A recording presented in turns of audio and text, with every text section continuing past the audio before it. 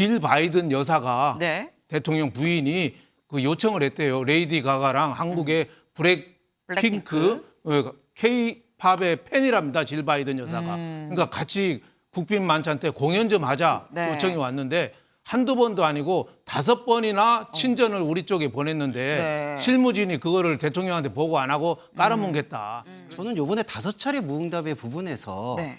그 회의 기강의 회의라기보다는 지나치게 대통령실의 지금 분위기가 경직된 것이 아닌가라는 반증을 보여주는 게 아닌가 그렇게 싶습니다. 아무래도 보고 체계라는 게 그렇게 자유롭고 유연하지 못한 것을 반증하고 있는 부분이고 대통령실 선거은 안보실장 교체, 방미 앞둔 문책 물갈이설은 계속 여전하다라는 지금 얘기입니다. 어제 저희가 전해드렸습니다. 이 김성한 안보실장 교체설이 돈다. 다만 김 실장은 나는 사의를 표명한 적이 없다라고 얘기를 했었는데 대통령실이 지금 선을 그었습니다. 하지만 안보 라인이 좀 이상하다. 이상 기류가 있는 것만은 좀 맞는 것 같다라는 얘기인 건데 아까 저희 일면에서 살펴본 얘기 좀 더 깊게 들어가 보겠습니다. 윤 대통령 국빈 방문 미국 방미 일정을 지금 조율하던 중에 미국이 제안한 만찬 공연 내용이 반복적으로 누락이 됐다. 최근 이 외교안보 라인 비서관 2명 경질 인사에 이어서 수장인 김성한 실장한테도 지금 실책이 부담이 지워지고 있는 상황이다라는 얘기입니다. 다음 기사 좀 보고 얘기 이어가 보겠습니다. 네, 여권에선 외교안보 라인 혼선이 지금 누적이 됐다. 인적 쇄신론 방아쇠가 된 것 같다라는 얘기입니다. 대체 방미 일정을 조율하는 중에 무슨 일이 있어서 뭐 지금 계속 문책 얘기가 나오고 물갈이 얘기가 나오는 거냐라는 이 궁금증이 생기실 수 있을 것 같은데 여기 좀 같이 보겠습니다. 방미 일정 조율 중 무슨 일이? 네, 일단 미국 행정부에서 이 조 바이든 이 대통령 부부를 초청하고 이제 국빈 만찬을 다 제안을 했습니다. 그래서 주미대사관에서 이 관련한 일정을 지금 5차례 이상 국가안보실에 알렸지만 응답이 없었다. 그런데 이 내용을 이렇게 그냥 사그라든 게 아니라 윤 대통령이 다른 경로로 뒤늦게 인지를 했습니다. 사실 이 부분이 지금 문제가 되고 있는 거죠. 다른 경로로 뒤늦게 인지를 하고 지금 다시 얘기를 했다. 때문에 이게 어떻게 된 일이냐라고 문책 추궁이 될 수밖에 없는 지금 그런 상황인 건데 윤영걸 대표님. 네. 다른 국가 방문 이 일정을 지금 조율을 하면서 5번이나 물어봤는데 이거를 응답을 하지 않는 경우 이게 흔한 일이 아니잖아요.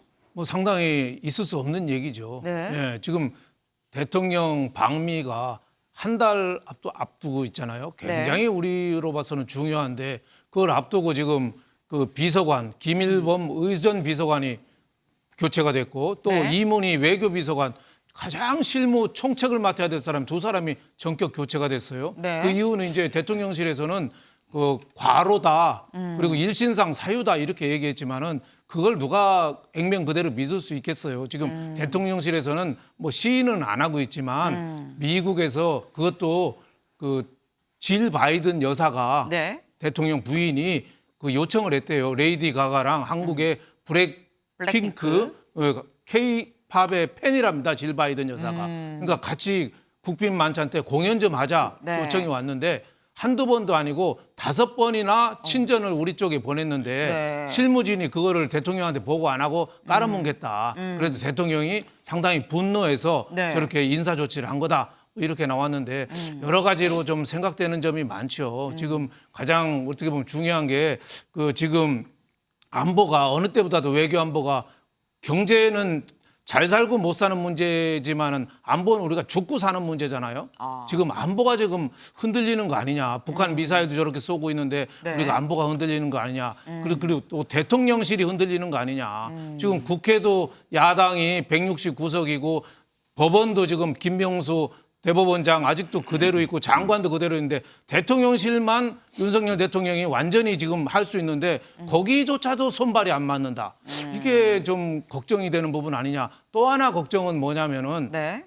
잘못됐으면은 책임을 져야 하잖아요. 네. 읍참 마속 장군이었습니다. 근데 왜 외교안보 실장은 책임 안 지고 밑에 1급들만 날리죠?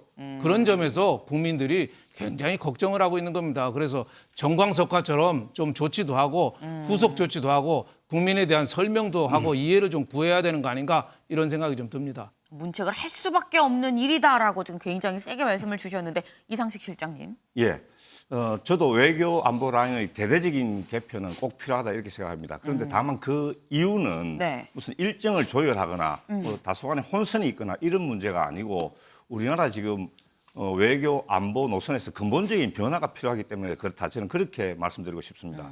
왜냐하면 지금 안 그래도 어제 일본 교과서 문제가 이제 나왔지 않습니까? 일본을 이제 자기 고용투라고 표시하는 네. 그런 문제가 불거져 나와가 지금 조야의 여론이 들끓고 있다. 국민 여론이 비등하다.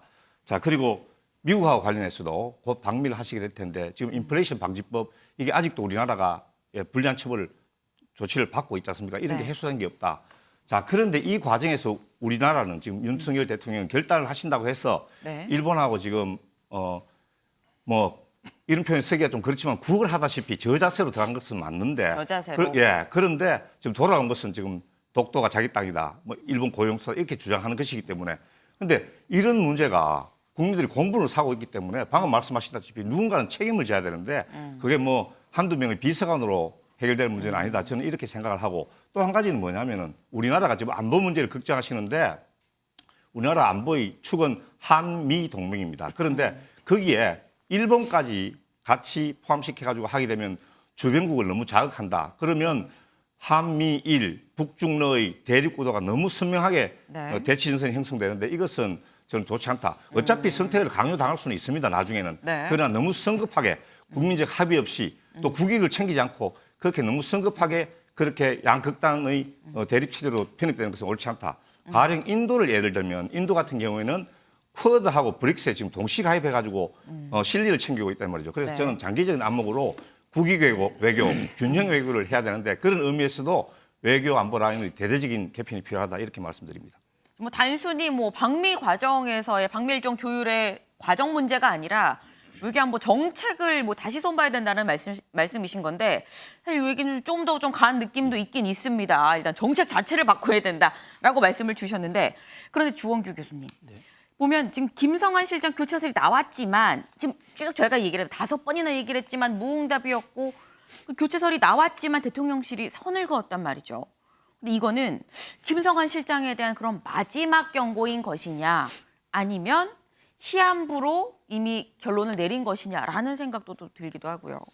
일단 제 의견은 시한부라는 쪽에 무게중심이 시한부다. 더 기울인 것 같습니다. 아무래도 지금 방미 일정을 앞두고 있고 거기서 네. 갑자기 이제 수장을 교체하는 게 아무래도 대통령실에서는 부담이 될 거라고 판단되기 때문에 아마 방미 일정이 마치고 나면은 어떻게 보면은 사퇴 수순을 밟지 않겠는가 네. 그렇게 보는 게 저는 바람직하다고 생각해요. 왜냐하면 지금까지 봤을 때의 그 안보 라인의 행동이나 그런 어떤 외교 혼선 그리고 약간 차질들 이런 부분들이 문제가 됐다고 보기 때문에 경질성 인사의 모습이 아니더라도 사태는 비슷하다고 보는데 저는 이번에 5차례 무응답의 부분에서 네. 그 회의 기강의 회의라기보다는 지나치게 대통령실의 지금 분위기가 경직된 것이 아닌가라는 반증을 보여주는 게 아닌가 그렇게 싶습니다. 아무래도 보고 체계라는 게 그렇게 자유롭고 유연하지 못한 것을 반증하고 있는 부분이고 또 하나 그 블랙핑크와 레이디 가가의 협언 같은 것을 미국 측이 먼저 제안하기 이전에 한미동맹 70주년을 기념하는 문화행사 같은 것을 저희가 먼저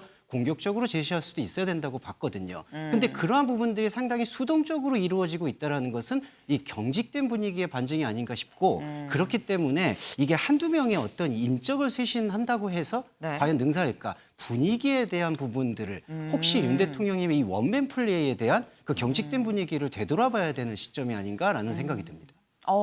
김병민 최고님. 네. 대통령실 분위기 자체가 좀 경직이 돼 있는 게 문제 아니겠냐라는 말씀이 있었습니다. 그래도 제가 여기 있는 분들 중에는 대통령실에 그 현재 있는 상황들을 조금 더 자세히 알 수 있는 사람 중에 한 명일 것 같은데요. 네. 경직돼 있다라고 밖에서 이렇게 생각하고 표현하셨던 부분들이 있을지 모르겠지만 현장에서는 이미 선거 때부터 같이 했던 수많은 사람들이 있기 때문에 격이 없는 소통을 통해서 얼마든지 의견 교환은 자유로운 상황으로 볼 수 있습니다. 그러니까 지금 나오고 있는 경질설 등에 대한 문제는 일부에서 드러나 있는 문제들이 일단은 네. 누적돼 있었던 상황이기 때문에 어느 정도 정리에 대한 필요성이 느끼지 않았을까 싶은 건데 뭐 블랙핑크에 관한 문제도 마찬가지입니다만은 사실 한일 정상회담이 끝나고 나서 돌아왔을 때 일본 언론에서 이 현실과 좀 동떨어진 언론 플레이들이 이루어졌을 때 네. 보다 적극적인 조치들이 그 순차적으로 이루어졌었어야 되거든요. 그러니까 전체적인 기조에서 윤석열 정부가 추진하고 있는 외교의 정책적 방향성이 잘못됐다는 것이 아니라 이 추진해 나가는 과정에서 여러 어려움과 굴곡의 과정들이 있을 겁니다. 그걸 기민하게 대응하는 참모들의 역할이 필요한데 여기에 누군가가 적재적소에 반응하고 대응하지 못했다면 문제를 지적할 수 있다라는 생각이 들고 지금 현재로서는 큰 방향성보다는 중간에 대한 분위기 쇄신 차원이 아닌가라고 저는 생각을 합니다. 지금 분위기 쇄신 차원까지 말씀을 주셨습니다. 사실상 뭐 김성환 안보실장 시한부를 아는 데에는 좀 같이 의견을 같이 하시는 게 아닌가라는 생각이 드는데